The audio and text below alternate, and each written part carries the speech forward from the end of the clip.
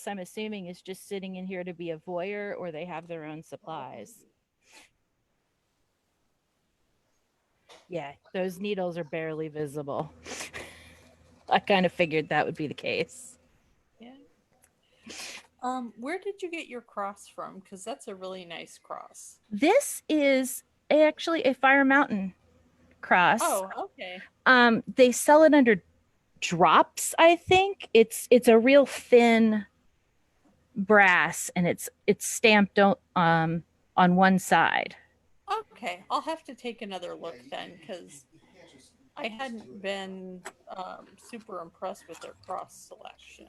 Because But some of the other, I was actually considering whether that was the one I wanted to use, because I had gotten out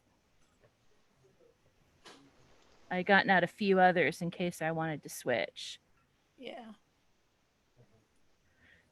The other place to look is eBay. I know, Katie, I can't remember your SCA name.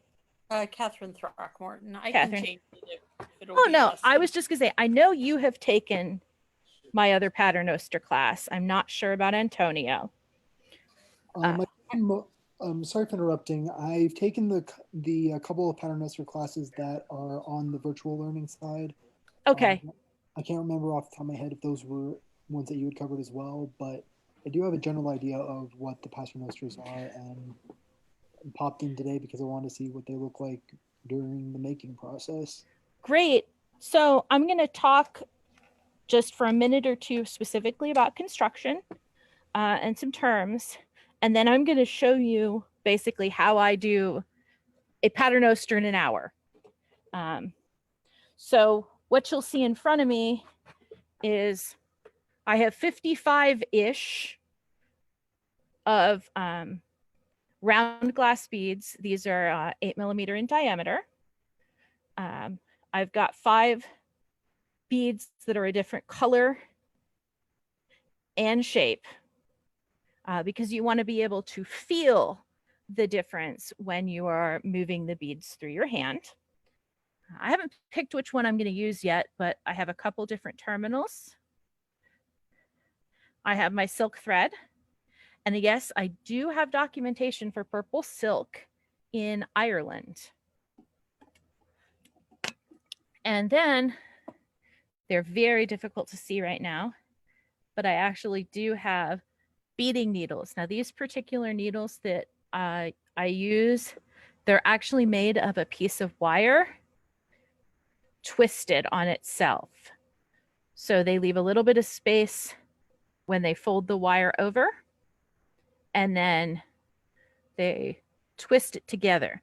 And what's useful about this is when you start to pull through the beads, the eye will collapse. So it allows you to get through beads that have much smaller holes in them. The only thing this won't always work on is pearls. And then I have my one modern convention that I use to get people through making a Paternoster in an hour. And this is what's called a bead tip. The particular one I have looks like a pair of seashells, and that is my nod to St. James because his pilgrimage badge for the pilgrimage to Santiago is a scallop shell. So those are the materials that I have sitting here. So what we actually know about Paternoster construction is fairly limited. There are no guild books that have survived. We've got a couple laws for guilds telling them what they can and can't do, and actually dividing guilds into different groups. So we know that they actually divided out. You had Paternosters who worked in bone and horn. You had Paternosters who... Elizabeth, nobody can see anything. Oh, I went dark. What happened? My camera got bored. Okay, you should see my beads again. Tell me if it does that again. Shazada was just telling me when you did. You're good. So what we have to work with is just we have to combine some documents that describe some of the materials, like wills or estate inventories. We have one artifact that actually does have silk cord that is done in a tubular tablet weave, still inside 8 beads. And we have lots and lots of artwork. So we have to conjecture how they put everything together. So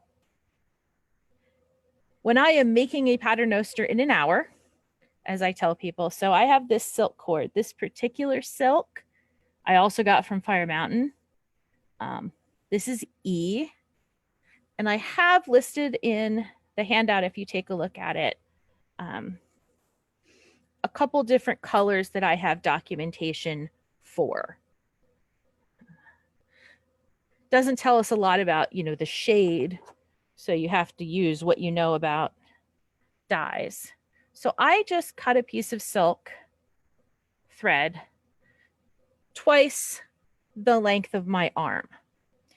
It is better to cut too much silk than to cut too little. And pardon me while I lick that. So I'm going to take this piece of silk cord, pick up one of these little wire beading needles. So the thing about these beading needles is they usually sell them in packs of a minimum of a dozen, because you will drop at least one on the floor over the course of making the paternoster. It's inevitable. I buy them in packs of 100. So what I have now, and this is the only downside to this small thing, so I have doubled the thread. So it's through the needle on this end, and then I'm going to make a knot on the other end.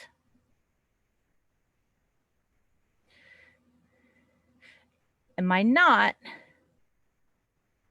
needs to be large enough that when I put the beading tip on in a minute, the beading tip isn't going to fall right off. And fuss, fuss, fuss, fuss, fuss, fuss. So the thing about this is stringing this on silk without any braiding of any sort or anything, this is only temporary. I always tell people this is to get you the experience of putting it together and get it home. And then you can decide if you want to do a finger loop braid to put it on, or do some sort of a tubular tablet woven cord to put it on. But if you just carry the paternoster on this doubled silk thread like this, you will break it. You will wear through it in, depending on how gentle you are with it, everywhere from that same day to a year or so from now. And it's just the glass on the beads. So I was just saying that you would either have a cord or a finger loop braid. I base the use of the finger loop braid on the mention of paternosters being on what a lace of silk, which those of you who are familiar with finger loop braid know that they use the term lace for that a lot. I can't do tubular tablet weaving like the artifact we have in the Museum of London, so I don't try. I did have somebody make me one before, and that was pretty cool. So if you're going to forgive me a modern reference for the moment, if you're going to use one of these bead tips, which does make it much easier, especially since eventually you're going to restring this. So this bead tip you'll see has those 2 scallop shells. Now, this is going to sound gross, but it's going to get the point across. I want you to imagine that these 2 scallop shells are a bikini top on a woman who is laying on the sand, sunning herself, and she's facing up to the sun.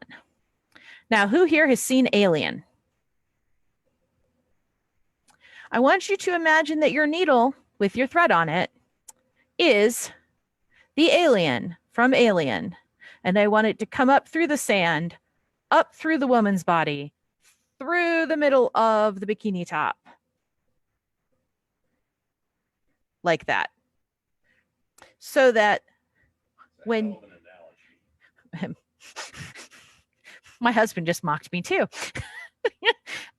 So that when we're all finished, you can see that those inner cups of the bead tip will be perfectly situated to close around the knot. You know, I had trouble for years. I taught without the alien reference, and I had people who just couldn't understand. I got the alien reference, and nobody's gotten it wrong since. So I'm going to stick with it. If it ruins anybody's medieval experience for a moment, I'm very sorry. So what we're going to make is a simple loop paternoster. So we're going to have a circle of beads, and then we're going to have a terminal hanging off the bottom. This is one of the most common formations of paternosters. So, like I said, you have 50-ish round beads over here. You have 5 that are a different size and shape over here. So you want to take one of these odd shaped beads and string it first. And the cat is on the back of my chair, not understanding that the video is only down here. So the fuzzy TA is present even if you can't see her. So this one bead right now that I've got strung that's different, this is going to be referred to as a god bead. We don't necessarily know where the word comes from. There are theories that it has to do with a Latin word for joy. But god bead is your most common term you're going to hear. You might also hear these called marker beads. And then you're going to take 10 of those round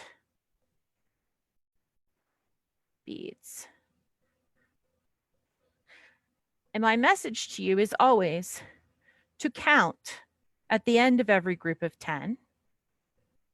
Count frequently, count often, because it is super embarrassing when you go to give a set of beads as a gift to the crown and you realize that one of your decades has a different number of beads than the one next to it. Not that this is experience talking or anything. So, is anybody actually stringing along? Y'all just watching me. All right, Beatrice is stringing along. So Beatrice, I'm going to have you help me pace myself because I do this a lot, so I do it very quickly. So you tell me if I'm moving on too fast. So while we're stringing,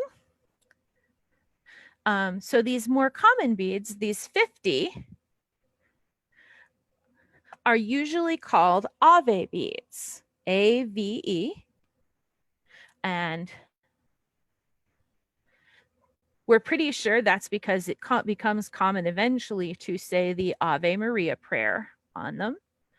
But the big problem with being certain about anything like that is we don't have any beads and prayers that we can explicitly match up together. All right. So you get your first 10, I think, on there. 1, 2, 3, 4, 5, 6, 7, 8, 9, 10. And then you put on another god bead.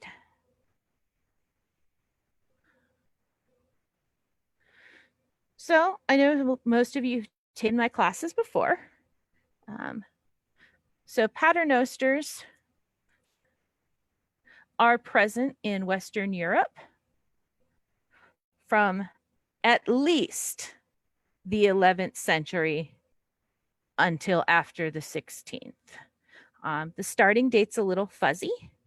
There are different people who claim that paternosters date back to even the 7th century. There was supposedly a set of beads buried with Abbess Gertrude, who later became a saint in what's now Belgium. But we don't have real good provenance on those. So we do know for sure that they had beads by the 11th century. But our artifacts and things from that time are a little thin on the ground. The earliest artifact I know of is from the 12th century, and it's a set of beads that they found in a wall in a house in Galway, Ireland. And that is pictured in the handout when you get to looking at it. And that set is made of bone. Unlike the one we're making now, it is just a straight string of beads, more like this before we make it into a loop. And it appears to end on one end with a taw cross. So a cross that is shaped like a capital T. Sorry, my beads keep dancing.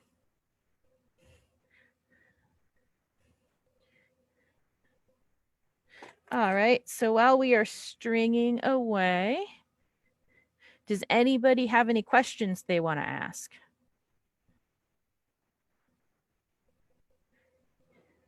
You can make them hard. I think I can count and answer at the same time. Because if you don't, I'll just babble, which I think some of you are here for. 2, 3, 4, 5. Does somebody have a question, or are you just making funny noises? That's probably me going from computer to computer. All right. Will this TA stop in to quality check your work? Amazingly, the TA is not very interested in when I'm actually stringing beads. They like them when they're rolling around on the floor. And the TA has already done her crawl down the chair and lay on my hands and arms for the day move. She did that earlier. Well, now your helpers seem to be helpful, or at least not harmful. Mine aren't very helpful. That's because you were not my rum representative the very first class I taught, where they knocked over a whole stack of bead boxes in the middle of my class. Yeah, that's what I envisioned my cat's doing. Yes. Now they have. But I do have a question if you want a question. Sure.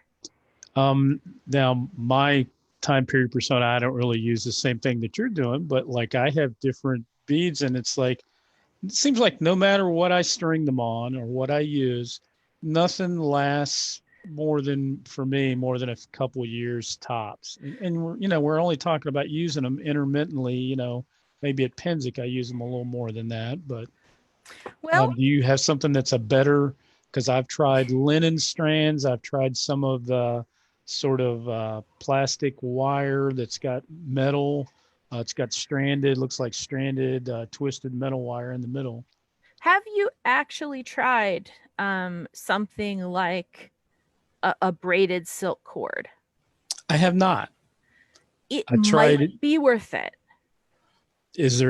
Would you have to buy could you go to like the Joann's? I mean, I know they sell silk, like the Gutermann silk, which is that. Could you take that and double it up and braid it, like you would say a Kumahimo cord or something like that? Would that work? Or do they have a specific, this is twisted and then braided before that, and they have their process on how they do it to make it stronger? This is Gutermann.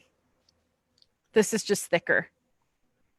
And so that's probably the equivalent of like the button thread or coat weight or whatever they consider their heavier weight thread. Correct? Yeah, and actually, depending on how tiny your beads are, this is the thinnest stuff they sell for beading. But this is what I use. This would be what I would braid for this glass.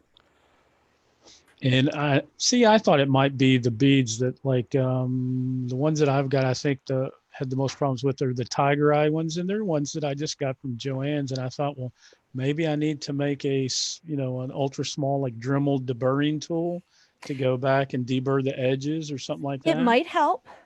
I don't know as much about the hardness of tiger eye, but I know particularly garnet will eat up your thread. But you would probably just use the silk like you suggested, do that first and then see how that goes, correct? Yeah, and Yeah. I actually kind of think they may have periodically restrung their beads for paternosters. I assume that they did because nothing lasts forever. Yeah. So my theory is that that would be something you'd have to have done from time to time, even with the best care. Because if you're actually using these the way they would be prescribed, you would wear through whatever you had. Is there evidence of people like, to me, from a modern point of view, I would string it so like you've got your sections, your decades, like you tie it off after that so that if it breaks in one place, you can only lose so many beads, so much of it can come apart unless you had multiple breaks. Sort of like if I was making a pair of shoes, I tie every so many stitches off so that if it breaks, it can only unravel so far. It seems likely based on some of the depictions we have, but again, with the problem of not having a lot of artifacts at all with the original cord in them, we have those 8 beads. Everything else we know was restrung post period. So, Yeah, but I'm assuming like certainly there was Silk Road access to silk by this point in time, that was because we know that Norse people had, bands and strips and certainly had silk and had access to it. So I'm assuming by this point, France and Spain and everywhere else did too. yeah, they definitely use silk. That is mentioned. That is the material mentioned in the wills. And if you look at some of the paintings, the other evidence I think for even the silk is going to get worn through. If you look at some of the paintings, you can actually see some paintings where like they have the Christ child holding a set of beads, and you will see a set of beads being held, and there's a bead actually suspended. So either it's knotted, or you can do that if your beads are rough. I have a coral set that used to do that. The beads were still rough enough on the interior that they would catch on the thread and hang in midair. How long are silk? I mean, I know you're taking a silk cocoon apart and, making thread out of it and then taking that and weaving the fabric. But like compared to wool, you've got the little burrs or stickies on the wool and you're causing it to all make one big piece by making that all kind of, felt together to make your strands. How does silk compare to that? Is it long staple fibers that do something similar to that, or are they just pretty much longer and you have to do a different way to get them to join? I don't know a lot about silk, but I do know that part of what tells you the quality of your silk is whether it's the really long fibers or the smaller ones put together. Okay, that makes sense. If you don't mind, if please, real quick, a good friend of mine is currently raising her own silkworms and reeling her own silk because awesome, she's like that. And basically, when you're unspinning the cocoon, essentially, there's a bunch of kind of little fluffy stuff on the outside, and that silk is will then be spun separately, and that's it's still a fairly long fiber. It's still longer even than wool. So is that what makes the silk noir or something like that that's got the schlubs and stuff in it? Okay. Yeah, that's what makes all of your second quality silk.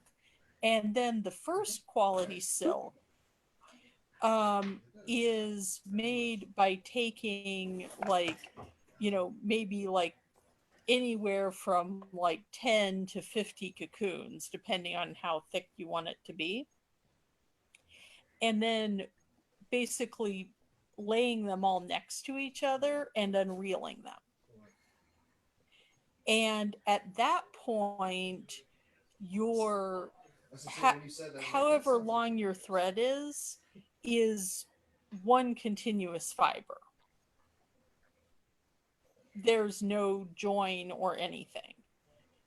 It's just as kind of as it came out of the worms behind. So for silk, it's not going to separate like I think a wool fiber might. It could actually come Yeah. unwound and come back because it's all smaller And, pieces make up one big one.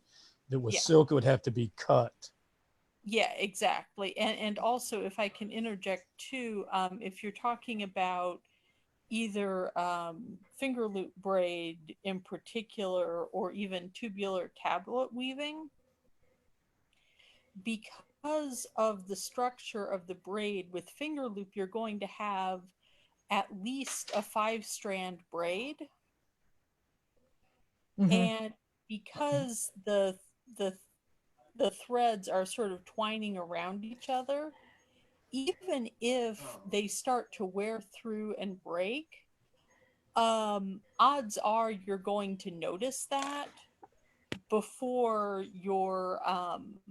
before you kind of are chasing beads all over the floor. Yes. So you at least probably would have enough time to restring it. One of the nights that I was teaching one of the Paternoster classes, I had one of my sets of beads go out, and I think it had probably had the braid 10 years. And you figure I dragged them all to all sorts of events all over the place. I don't necessarily treat them as nicely as, somebody might treat a precious set of prayer beads that they're using. And it still took 10 years to damage that braid enough. Something I was also thinking is for all of mine, I've got a big, very heavy Thor's hammer on it. That's, it's pretty heavy. So I'm sure that contributes to it breaking quicker. Yes. Thank you, Catherine. I know some of that, but you were able to articulate it so much better than I could. And Breesy, if you do get interested in more, Serena, Countess Serena, raised silkworms as well, and is always happy to talk bugs. We had a bug revel for her elevation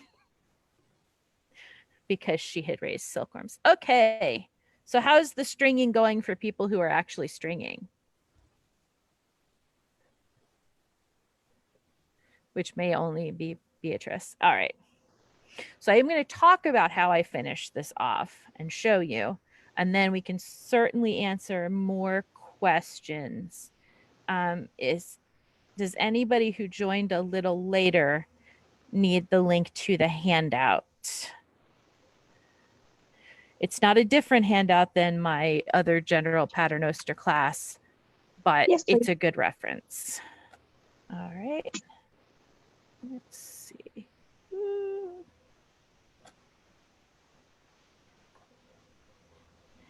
It helps if I didn't copy and paste anything else since I put it in there. All right, so this is the part that some people have a little trouble following. And this is where we use our totally modern bead tip to achieve our desired result. So I've got 5 sets of 10 Ave beads that I've strung with the God beads in between them. And I wanted to make a loop Paternoster. So now, and I do this even when I'm not using a bead tip, I am actually going to take my needle. I'm going to go back down through that very first bead that I put on the string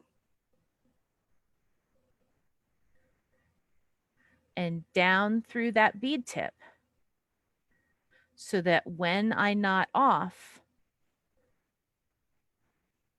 my knots are together inside the bead tip. And for those of you who joined later, I said the bead tip is my modern thing that I use, but it just makes it much easier to get through this in an hour, which is usually what I'm doing when I'm also teaching my entire introductory class. Which is why you all get to stare down at my beads and not at my smiling face. So, one of the things I always remind people before they tie off their beads is that you probably don't want to tie off your beads like this, so they're all tight. In a lot of the paintings that depict paternosters, you see loose thread between the beads.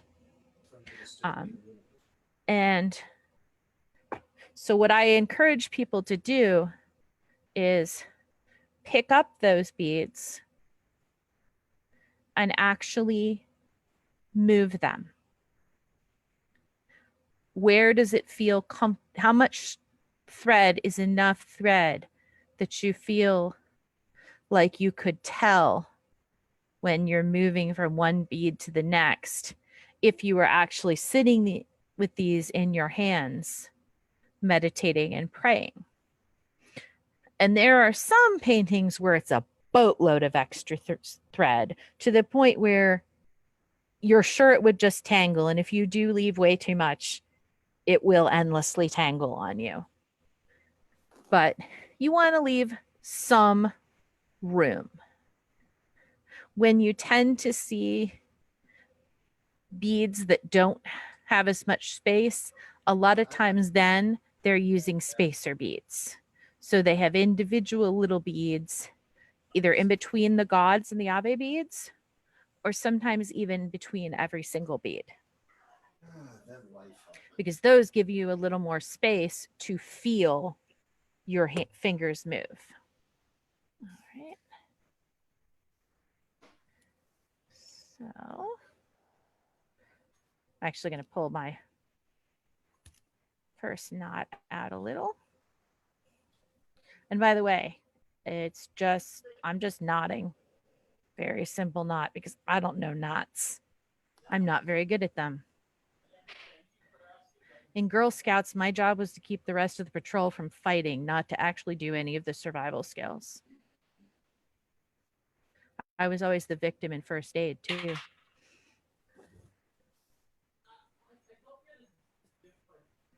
All right.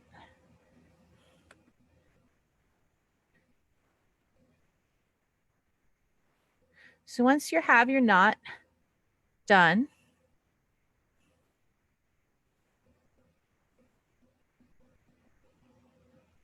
you're not very good at them. Oh, Shazada.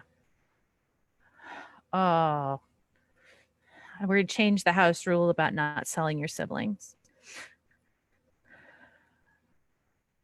So now you can see that I have the 2 cups of the bead tip. I have the 2 knots sitting inside of them.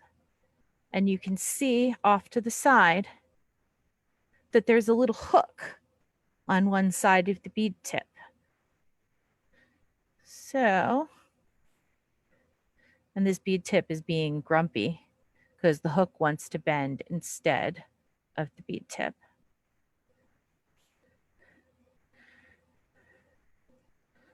So I've closed the bead tip. If you're not as used to closing them, you may want to use a set of pliers. It's something that I do a lot. So then I can trim off my little bits. And I don't worry too much about a little bit of extra thread hanging there.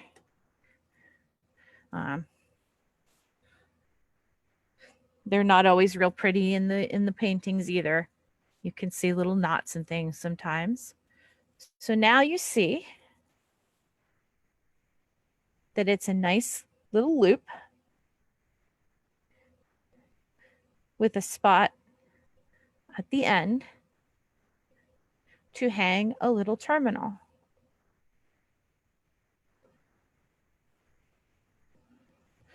So you take the little, whatever you've chosen as a terminal, excuse me, and I do tend to do inexpensive crosses, or if I can find them, saints medallions. But in fact, the most common terminal depicted in artwork is a tassel, to the point where when I did a survey of all of the terminals pictured in art, there were more tassels than any of the other kinds combined. All right, I need to grab a pair of pliers. Sometimes a little pair of pliers will help you with twisting this loop up.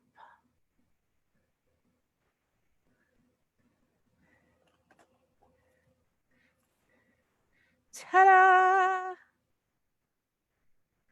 And that is how you string an easy paternoster. If you wanted to do a paternoster that is a straight string instead of a loop,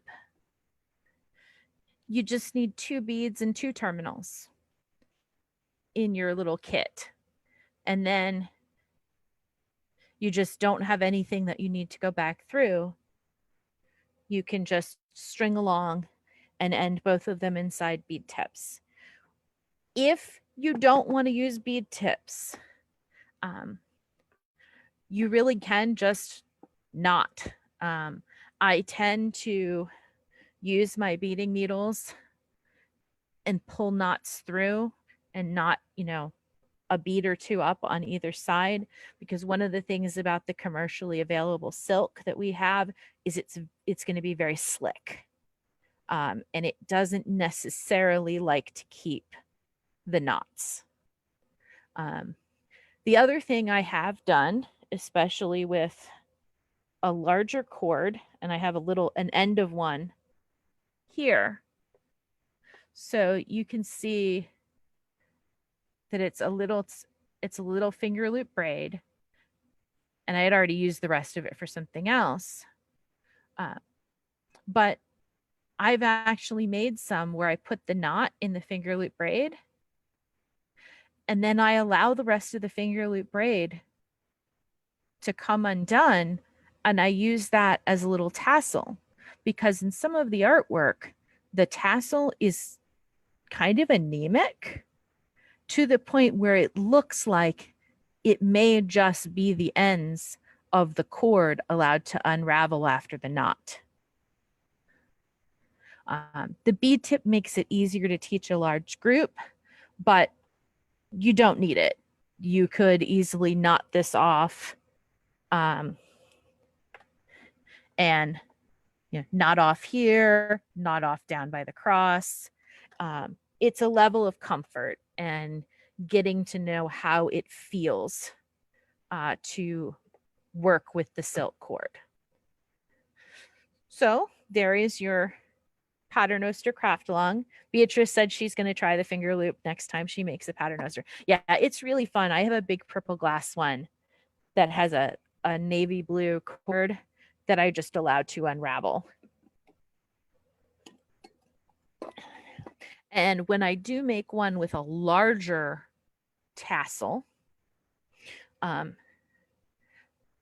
will I'll make the tassel, and then when I attach it, I actually take the needle down into the tassel and tie it off inside, so the cord goes right into the tassel and looks like it's part of it. What other questions do people have? We have a nice small class here, so it's not like everybody has to type if they don't want to. If I might actually ask a more theory-based question than Sure. than the practical. When do we actually see a transition from the traditional paternosters to the more contemporary? I don't want to rosary. No, that's sorry. Well, I used to be Catholic, but I forgot like a lot of the names, and so pardon my French with that. But that's okay. I am going to pull my camera up so that I can see you instead of you guys having to look at my beads. So the rosary itself is standardized in the 1560s at the Council of Trent. So there are things that look like the rosary before that, but they're not explicitly the rosary. Now, the last little bit of the rosary, excuse me, because I have one just down here. I will pull out a modern rosary. The tail of the rosary, those last couple beads before the cross, that is not standardized until after the 16th century.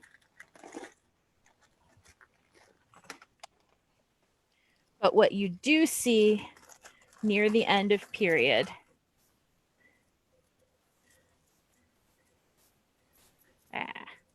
this is all tangly. I actually went to a thrift store one day and found an entire bag of rosary parts, including some finished rosaries. So what you see during period is you see the loop. You even see some made with the chain in the latter part of the 16th century, but you'll see the standard loop and you'll see the cross at the end. What isn't standardized yet is these beads in between the loop and the cross. This is actually, this is one of the sets of beads that I got in that bag of rosary parts. Oh, gnarly. And then, just as a follow-up, and these are like a couple. Wow, I have been stuttering today. I am so sorry. As a couple of follow-up questions, I know in one of the other Paternoster classes that you have on the virtual learning side, you were mentioning that on occasion they would include saints relics in here. Yes. What particular, and then here are the two questions that I would have.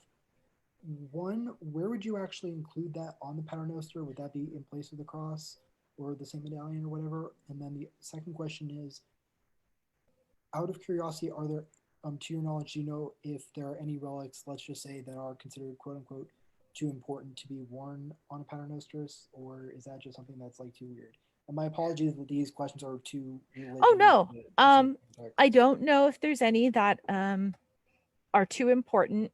The one example I can specifically think of is there is a Paternoster that's in the exhibition catalog that's listed in the handout. It starts with Edelsteiner Himmelschnüre.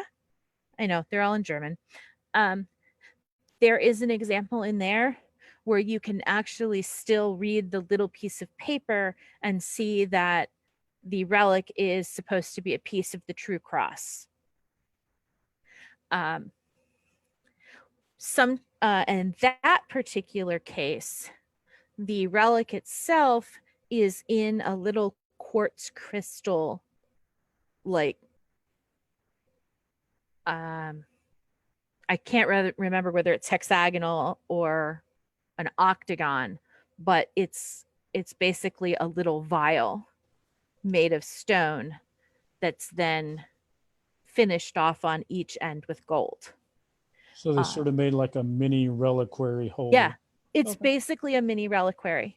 And they have at least 3 different examples in that book of ones that they're pretty sure are mini reliquaries. That one we can see, and other ones made of horn, so you can't actually see what's inside it. But the answer is, would it be in place of the cross? See, what you have to remember with Paternosters is if you think it's too much, it's actually probably not enough yet. So you could have the cross, and you could have a little reliquary, and you could have a saint's medal, and you could have a little star. If you've ever seen the Book of Hours of Catherine of Cleves, there's a very famous illumination of a red coral paternoster, and it has multiple little things that all could have been terminals in their own right, but they're all hanging off the one paternoster. And that does seem to be borne out by some of the artifacts we have, that they would put multiple things on there, because a lot of times these are exempt from sumptuary laws. So you can put all your fancy stuff on your paternoster and it's allowed. Very good to know. Yes. I jokingly tell people that if you think it's too much, if it's probably not enough, there is a paternoster that's dated from right around 1600 that's in Munich, and it is made of emeralds. Then the god beads are gold and they're set with diamonds. And it's got this big, like, squashed teardrop emerald as the end piece. And Shahzada mentions about Middle Eastern, Southeast Asian prayer beads. It was and is common to use fragrant woods and cords that have been smoked in good smelling oils. Would they have done something similar in Western Europe? Possibly.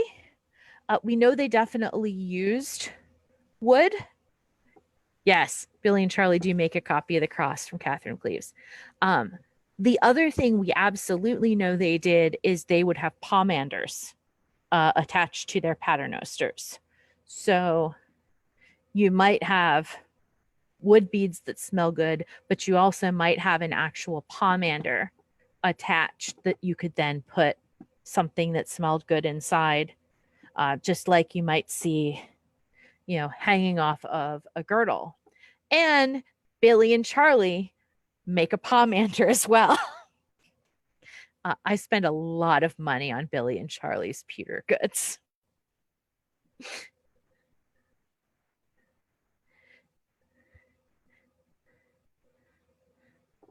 Yeah, if you want some really fun paternoster pieces, I highly recommend Billy and Charlie, and they don't pay me to say that. I in fact pay them far too much. But they make little hands and feet and a heart, and the hands and feet actually have the stigmata on them so that you can make little passion rosaries. They do pewter roses, and they do pewter beads that actually have like the word Ave on them.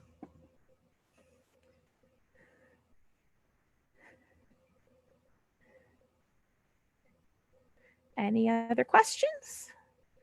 And acorns, yes. Yeah, acorns come up a lot as a bead shape in paternosters. I could think of at least 3 different examples. Some of the acorns are made of actually quartz crystal, but you can get pewter acorns from Billy and Charlie. Did the acorns have a significance that I'm not aware of, that that they were lucky, or they were thought to bring this or that on, or just were an aesthetic? I can't remember the specific, because they actually have an association with Christ, but I can't remember the specific of it right now. If anybody else knows, please chime in.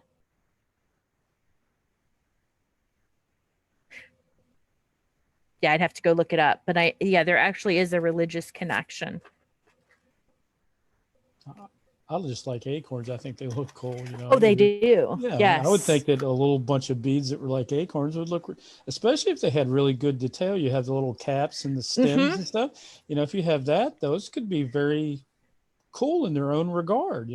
Absolutely. There is a set of ones that, like I said, are made of quartz crystal.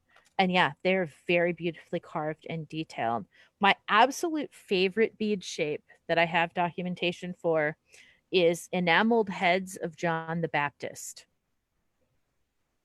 But I've never seen anybody try to make those. I could see that could be kind of different. It could be cool, but it could be, if with the wrong institution, it could be kind of creepy too, I would think, you know.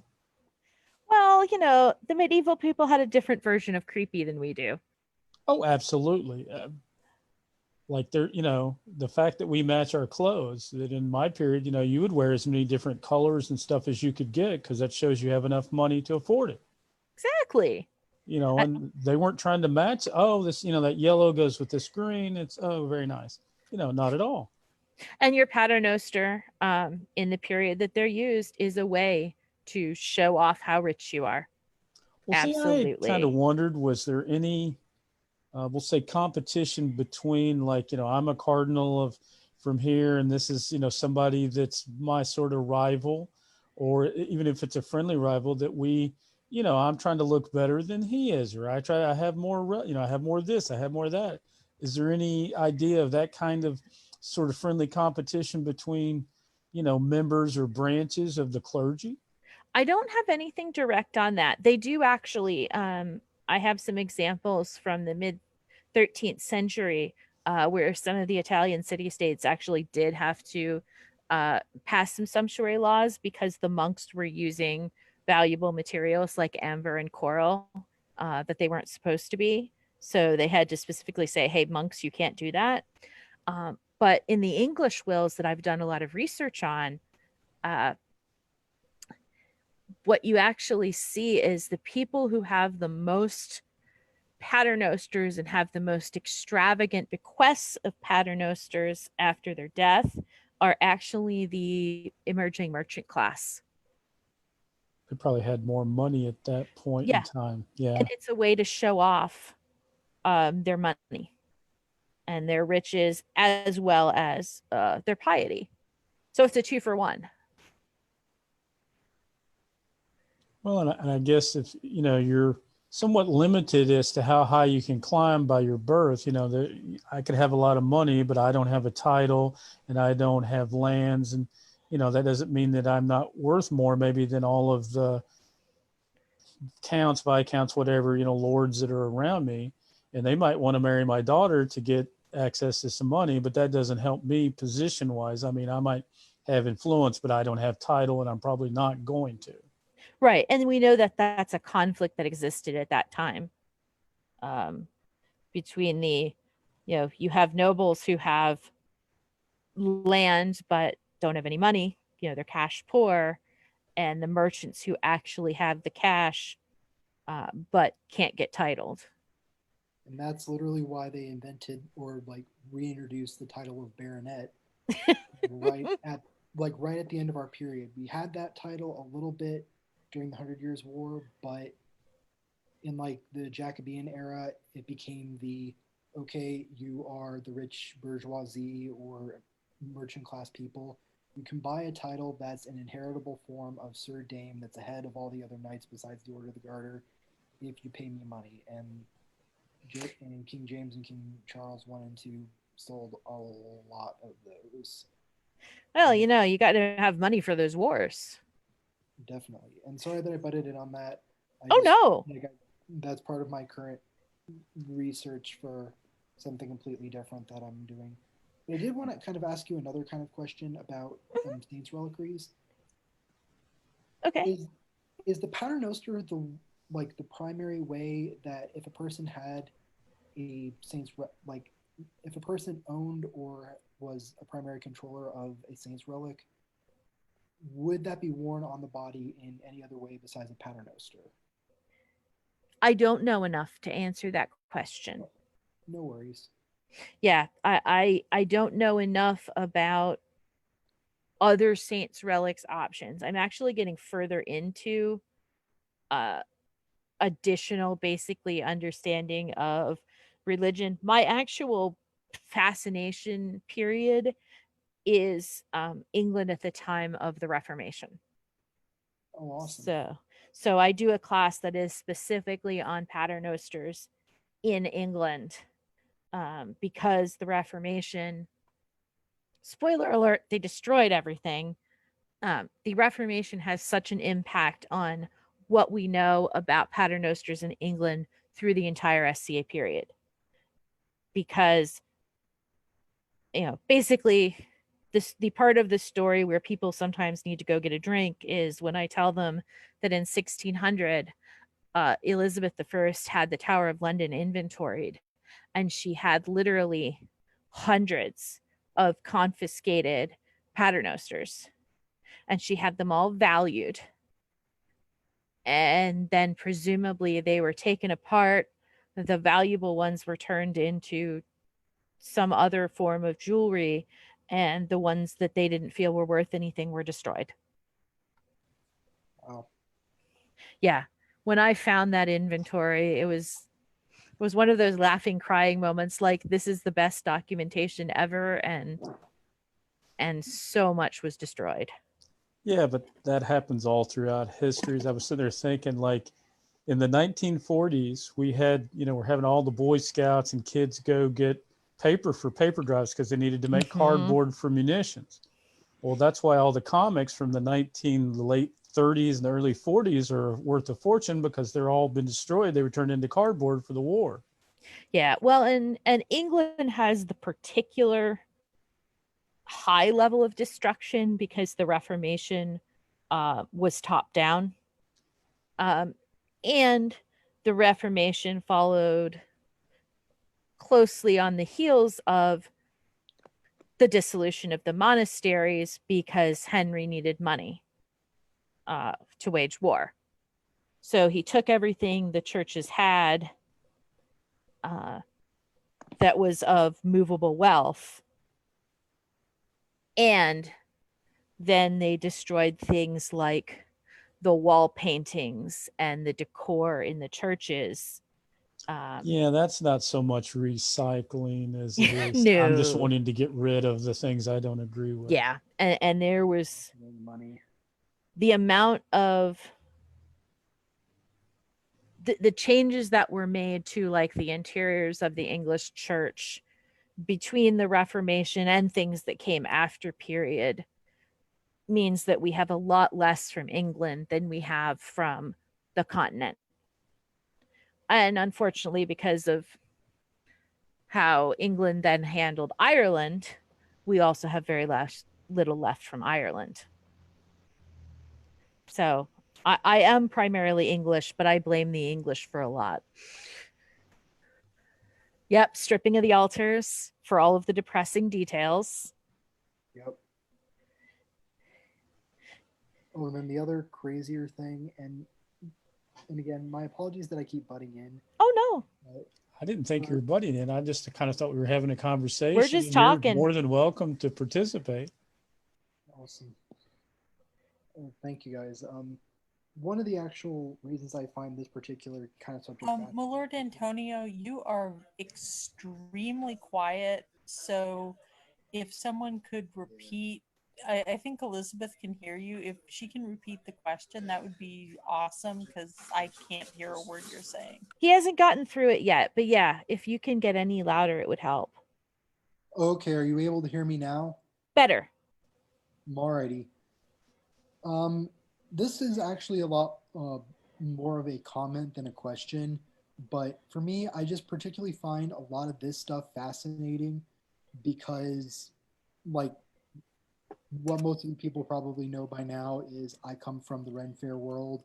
My profile picture is me in costume, and we're one of what's called a fantasy fair because our entire royal court is completely made up of fictional people.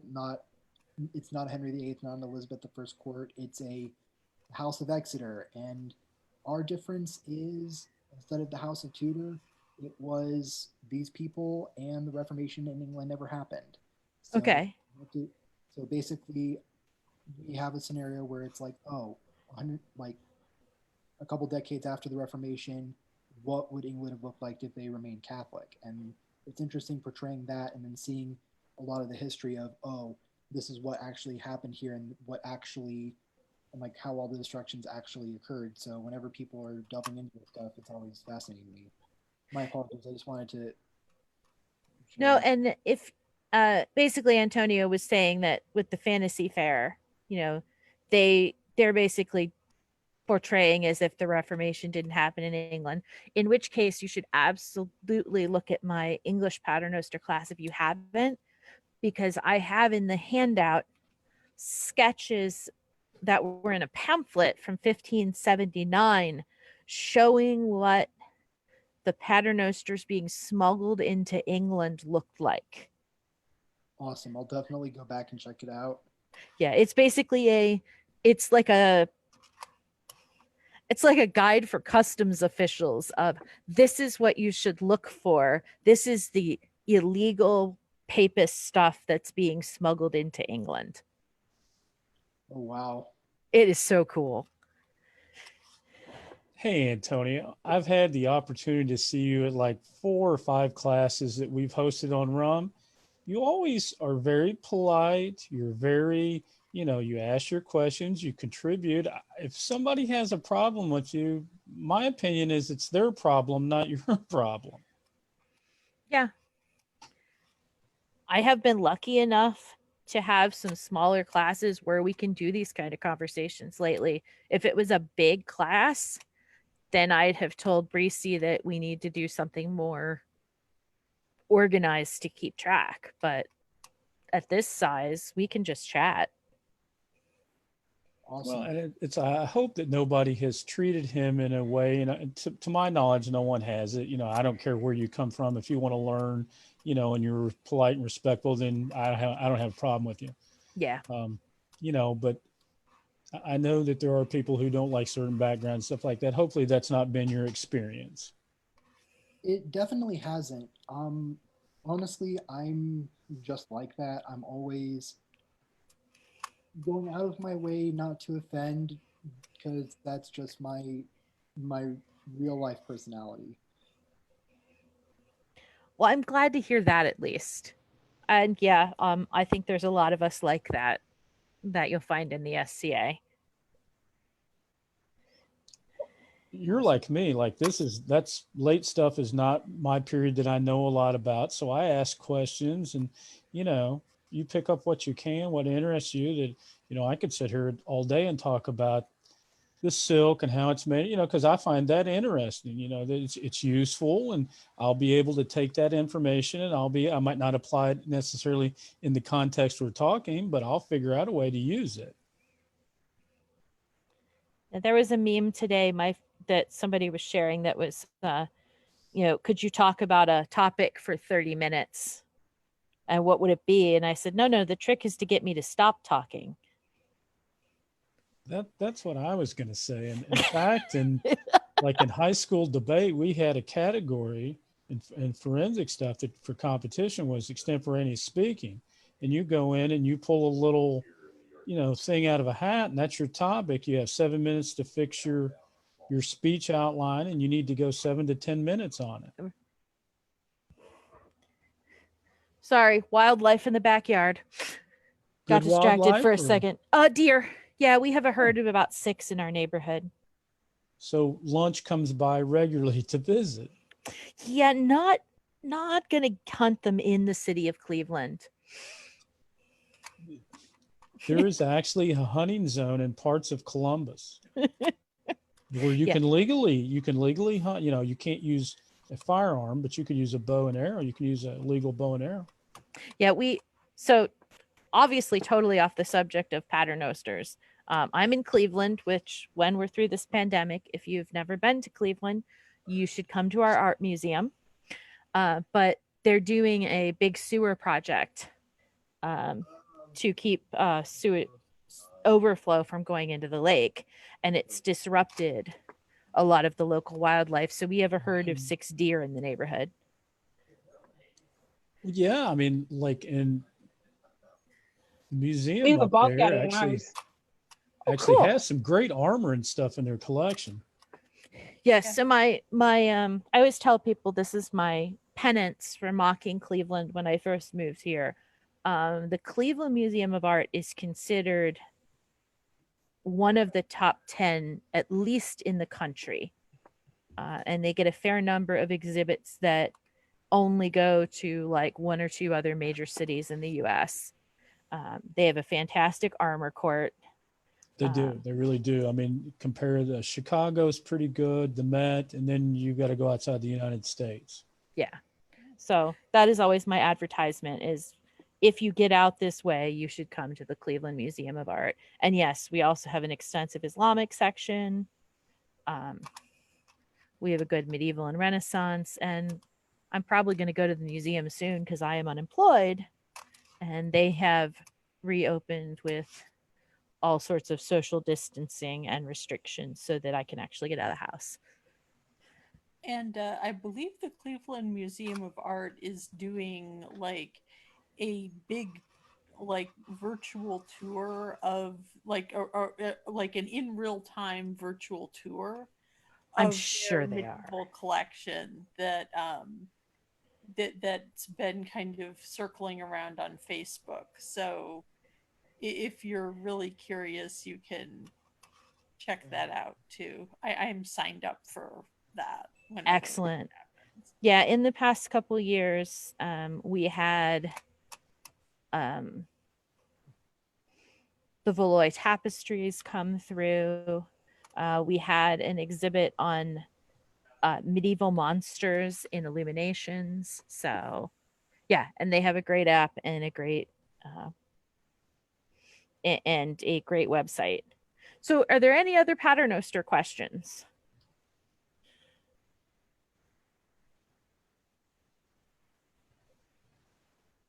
They do have a Paternoster too. They actually have two Paternoster bits. They have one of the prayer nuts. That's the carved boxwood that, is a little smaller than my fist on this side. And they have a set of copper beads that have enameled words on them.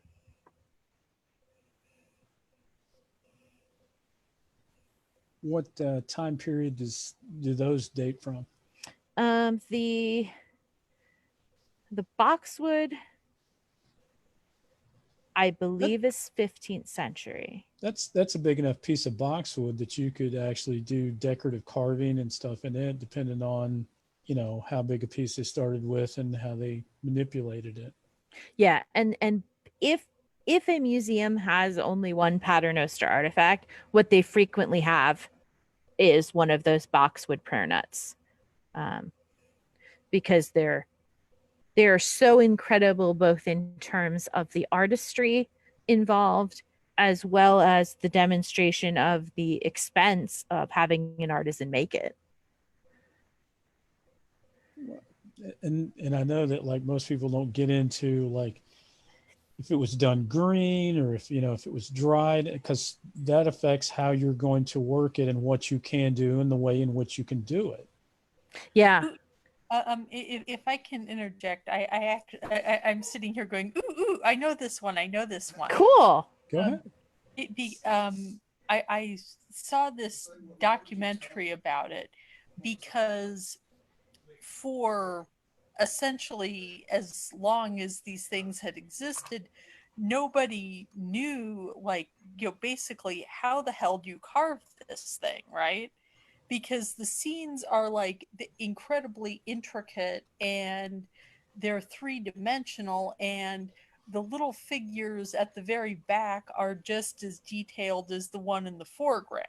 I mean, it's insane.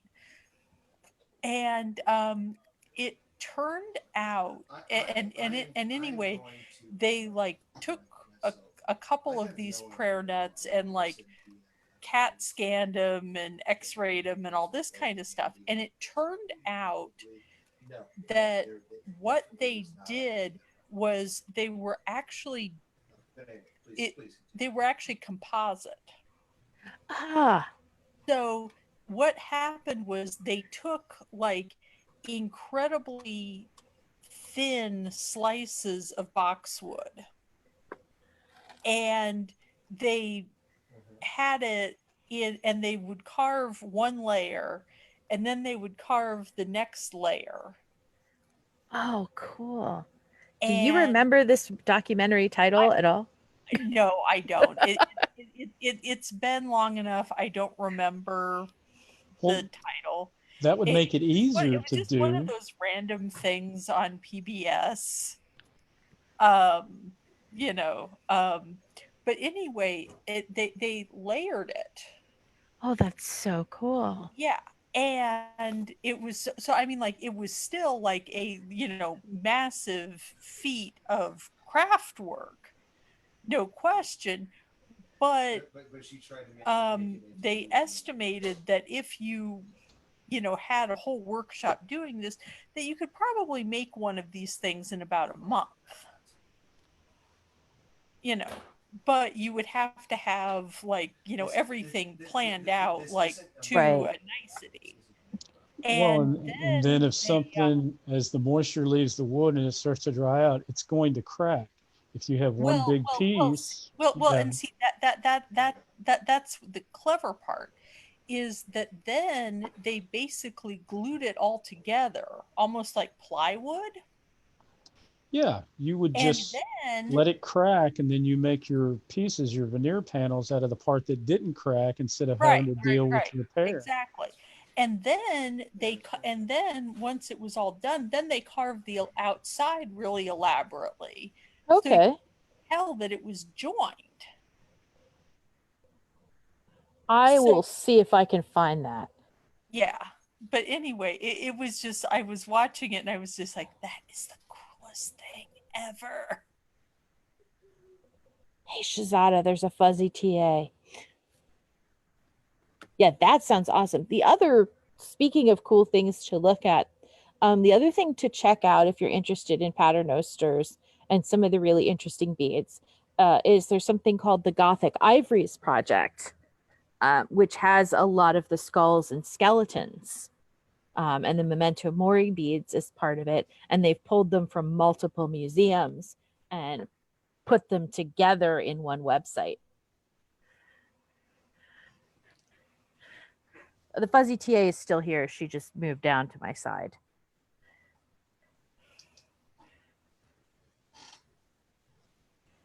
Well, she's pretty calm. She is. Oh, she's a love bug. She came from a cat cafe. So she figured out how to convince humans that we couldn't live without her. Well, that's all cats. Their ultimate goal is to convince you to do their bidding. So, does anybody have any other Paternoster questions?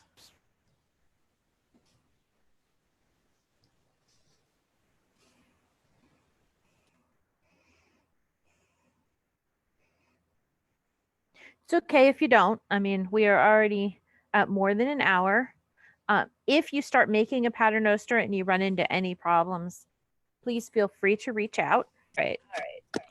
I'm going to say good night, everyone. It's been lovely talking to all of you. I hope it was enjoyable.